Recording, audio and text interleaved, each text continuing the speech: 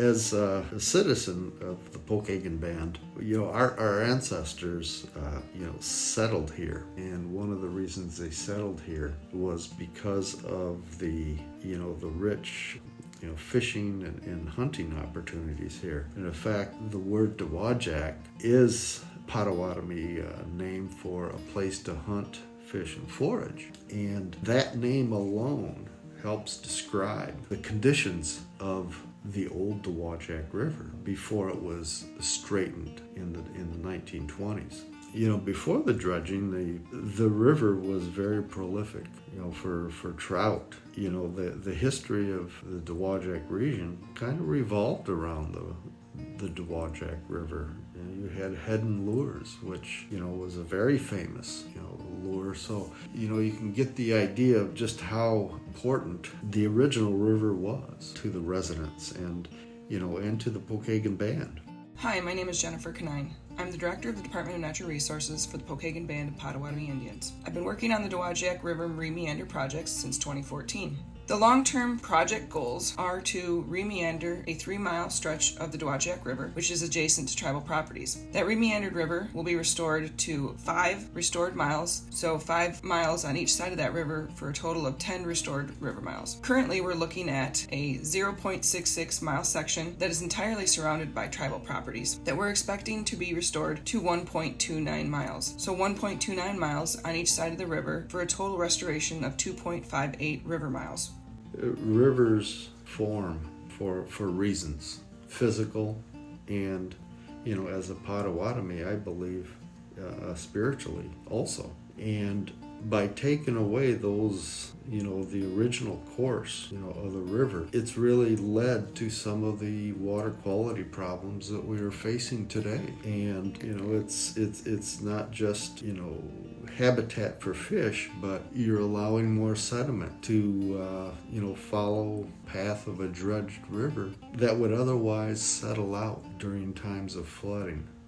The Dowagiac River Re-meander project began in 2011 and continues today. At this point in time, we are mainly looking for funding for the project to see it through to completion, as well as waiting for a final permit from My Eagle and U.S. Army Corps of Engineers. The permit for the Dowagiac Re-meander project was submitted to the Army Corps of Engineers and My Eagle May of 2019. The project is currently on hold within the My Water system, where we are awaiting final comments before the permit can be provided. Both My Eagle and Army Corps of Engineers have indicated that they back the project and are in agreement that the project is good for the environment. For myself, I can stand, I can fish, and I could, feed myself in a very similar way that my ancestors did. And it's a cultural tie to the landscape. And that's part of our culture. That's part of our way of life. And that's some of the things that I think the Pokagon Band is trying to do, is get its culture intact for the betterment of our citizens. And,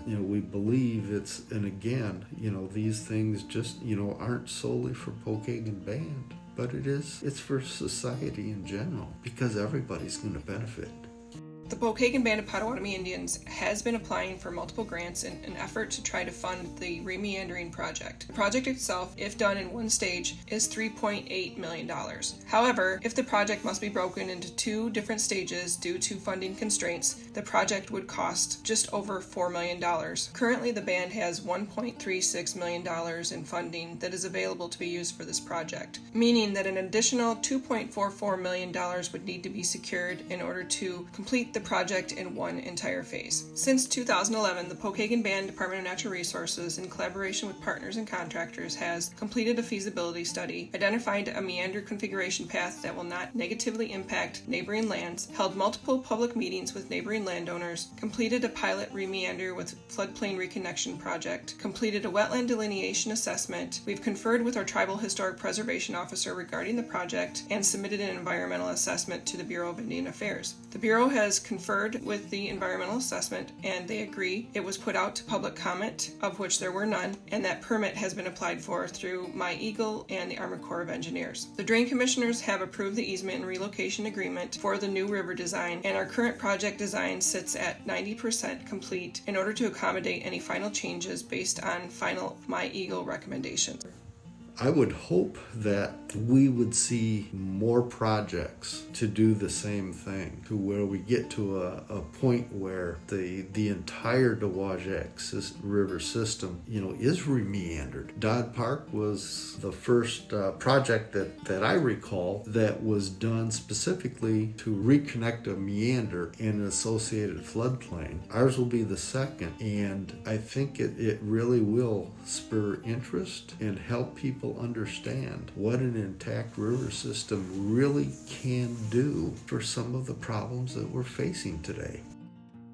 Once the Re-meander project is complete, the historic sinuosity will be restored to 1.29 river miles. Further, the hydrology will be restored to 55.3 acres of wetlands in the riparian floodplain. Through this, it will provide additional flood storage because the river will be reconnected to its floodplain. This will make the river more resilient to climate change and will also slow the river down, reducing sedimentation in the overall system. Further, we would like to be able to provide niche habitats for migratory fish and needed spawning and fry habitat. This project is part of a larger restoration effort that is taking place within the St. Joseph River watershed. Downstream from our project, Arthur Dodd restoration has occurred. Additionally, the Pucker Street Dam is in the process of being removed from the river, which will allow for migratory fish to be able to come up into the Dowagiac River on tribal properties. Our future vision within the Pokagon Band of Potawatomi Indians is to continue to re-meander the Dowagiac River as much as possible adjacent to tribal properties. We would like to restore the historic sinuosity, reconnect the river to its floodplains,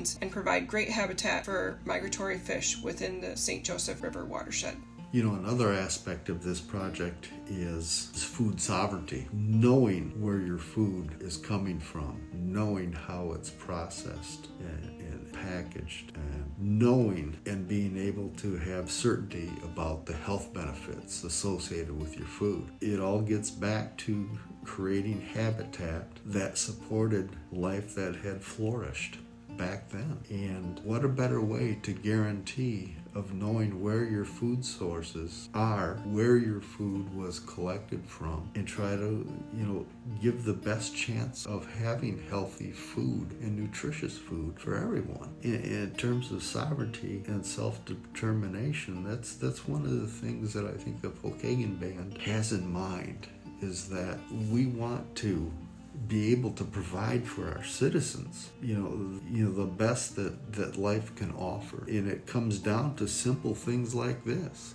such as being able to eat nutritious foods and clean water and all those life-sustaining elements that we take for granted. We would like to be able to use this Re-meander project on tribal properties as an educational tool to show the surrounding landowners how a river can be re-meandered and reconnected to its floodplain. Because the river is not entirely surrounded by tribal properties further south, we would definitely need to work with landowners in order to be able to re-meander the river on tribal properties as well as off of tribal properties on neighboring landowners' property.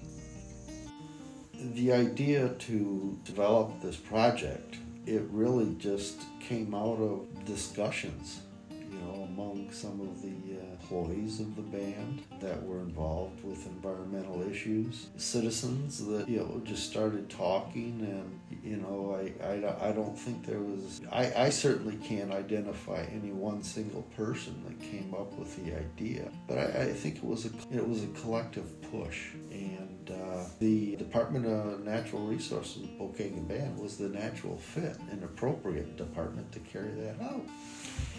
And in indigenous cultures, there's the concept that many people are probably familiar with of the seventh generation. That concept is essentially thinking ahead of the future and what we need to provide to our future generations to allow them to lead healthy and prosperous lives. And a project such as this is something that will certainly outlast myself and others, but it will be available for those future generations to help sustain themselves, because there's a lot of uncertainty, in the future. And if we can bring back some habitat that is going to allow a natural food source to develop and flourish, everybody benefits.